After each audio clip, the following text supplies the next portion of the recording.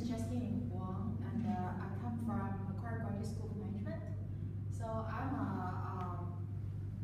will start with some introduction. I'm currently a PhD student in my school. My discipline is to research the property markets in Australia and China. And I have two co-authors. They are Professor Tom Valentine and Professor John Crutcher. They are also my supervisors, and Tom is here. So to start my presentation, I'd like to express my appreciation to two of my supervisors. And this is my second year. I have learned heaps from both of these two supervisors. From Tom, I learned so much about enjoying my work. Also, able to believe myself in doing a big thing in life. And from my the other supervisor, John, is not so well now because he's in hospital, but I really want him to do better. And what I learned most from John is to communicate. A lot of communication in life is what we're working with. Also to take actions to make things happen. So here's my small introduction, and then I'd like to start my presentation. Sorry, it's written here in the program, Chinese investors, Yeah. not buyers. Not buy. They are buyers of properties, but they invest in property market in essence. Okay. So the topic of my presentation is the impact of Chinese investors who are buying properties in Australian markets. So as you know, Australian people, I'm local, so I know probably most of you are from overseas. So the Australian culture is they like to invest in properties. They have a strong belief of the brick model investment. So in the last 2 years, Australian properties, the price have surged, dramatically. Like the suburbs I was living in the last 12 months, they have an increase of 33%, and some other suburbs close by here, like Bankstown, they also have annual growth of 30%. So imagine, for the wealth creation, that's really a big credit to the investors. So this, interesting fact just triggered me to investigate a little bit further, and mainly I will focus on 3 questions. The first one is that because the price increase is because of the Chinese investors? Then the second area I like to find out is have those Chinese investors they trigger the affordability problem for the first home buyers? Then the third question is currently are we experiencing a bubble?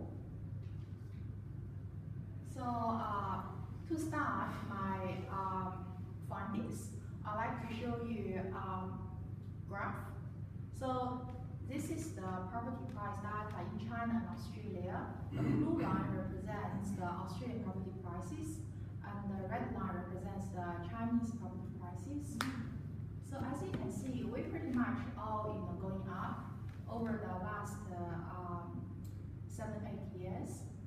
But however, starting from 2012, the Chinese property growth, as indicated in the red line, is a lot quicker, the growth, compared with the Australian market. So this, is kind of risky for the Chinese investors because potentially it represents a bubble because it grew too quick. Because I'm from China, so I talk to many of my friends and relatives. So they all are very happy, with the investment in properties in China during those time. But the blue line, for Australian properties, we, grow quite steady. So that's what, I can tell from this graph, the data.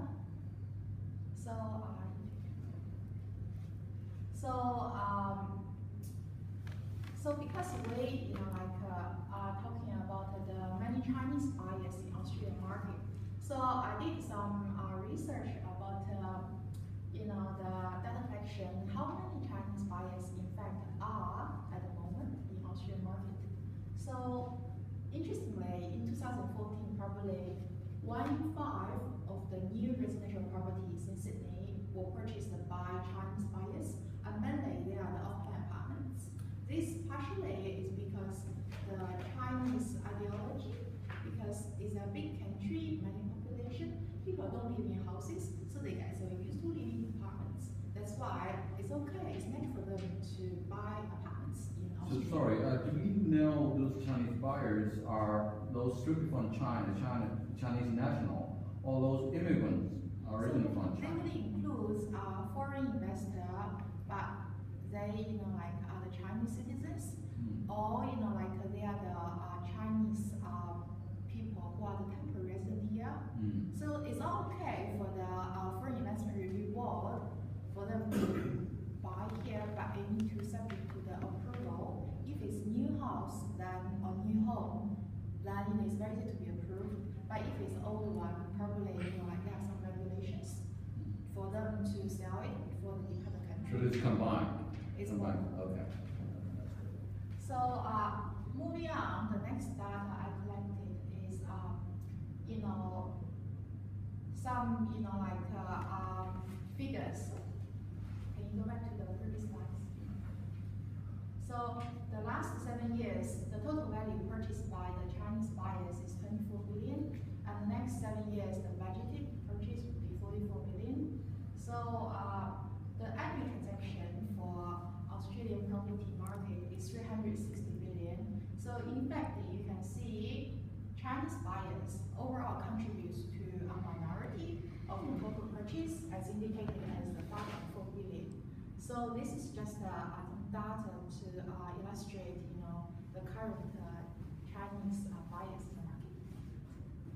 Okay, so but this interesting scenario only started in the last 2 or 3 years.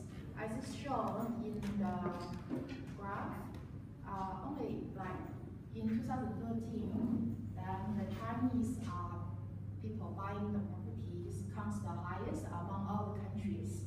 So as you can see, this is the data from 2012-13, and it's the latest data I can get from the Foreign Investment Review Board website. So there is only limited data available. So that's probably something I think FOB can do better. So if you can move on to next. So because I find to understand why many Chinese buyers are quite important. So I have summarized some of the reasons. I think it's because Chinese people are getting richer, so they increase the wealth in the country because of economic development. And also in 2014, Chinese have 152 billionaires, which is just the highest after US.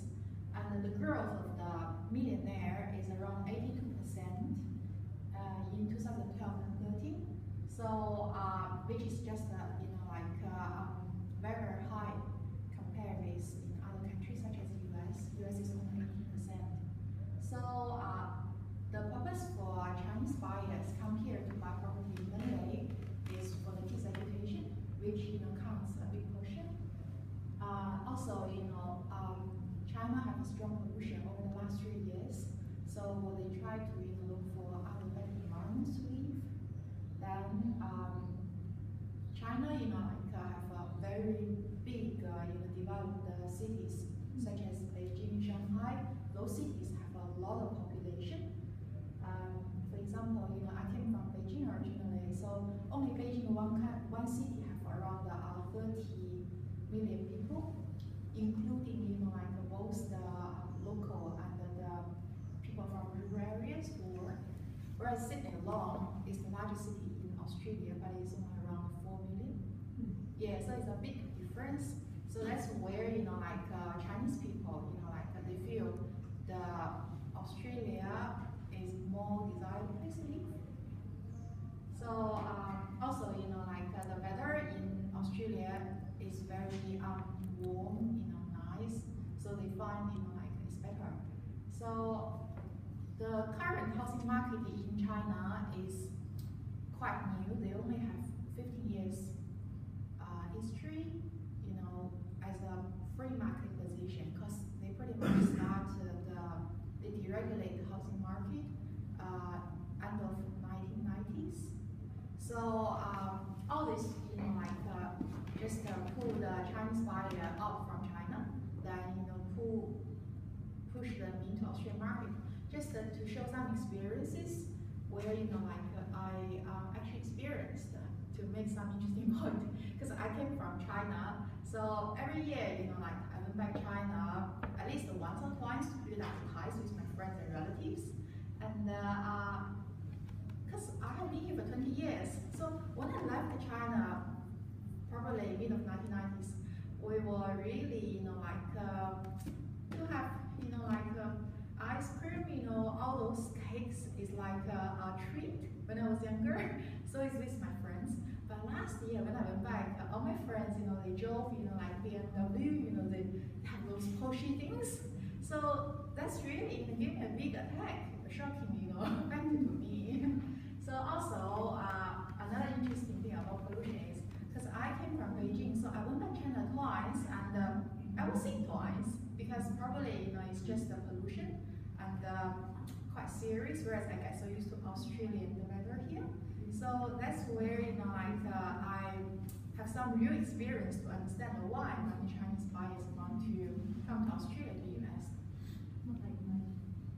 So the mentality of the Chinese investors is interesting. These slides will help to understand their incentives, relates to their culture. So, Chinese, people, I think they experienced many difficulties during the history, so they have this mentality of saving. So they also, enjoying the wealth creation. For example, if they own the properties, they probably feel, it's like a very good status, make them feel, like a very strong motivation. Then the current share investment in China, the market is not so good. That's why people, they prefer to invest in properties. Also, as you can recall, the prices goes very well in the market, so that's where the incentives are. So this, is just a reminder of understanding of the Chinese investors' mentality. So if you can, yeah. So in Australia, these slides will introduce, the current policy regulations Australian government have on the Chinese buyers. So because the housing price is driven by economic fundamentals, and it's so much a common view that Australian market, we are experiencing the undersupply. Therefore, the food policy, they pretty much encourage the new homes to be built. So the government also have developed policies such as the first home buyers, the bonus for new homes since I think end of October 2012. So all this, is just the policy we are experiencing on encouraging more new homes to be built, so that this, will increase the supply, improve the situation. But then, the government, does have some, points for improvements, because as we have seen in the graph just now, we only have the limited data available from the FIRB's website. FIRB stands for the Foreign Investment Review Board. Yeah. So that's why the government, parliament, they perform a review of the process on managing the foreign investment. So in, I think, November 2014, the government, they had these findings, which, in summary, in a nutshell, is pretty much, the system is okay. However, there are, 12 recommendations, something like to improve the data disclosure position, or, to have more process in monitor, the temporary resident